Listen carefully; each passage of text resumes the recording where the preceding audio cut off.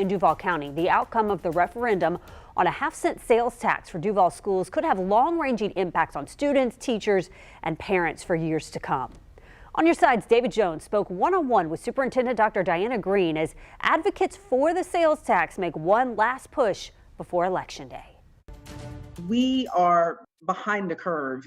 Duval County schools have catching up to do, notably in maintaining and building facilities. Over the last 12 years, the district has lost over $300 million for capital improvements or maintenance. So that sets us back from the other districts. And when those cuts come down from the state, at the moment, DCPS has no alternate revenue stream, no half-cent sales tax, no impact fees from development like neighboring St. Johns County. We're an excellent school district. We're only 4 points away from being rated an A school district, and now we need to get our facilities up to that A rating as well.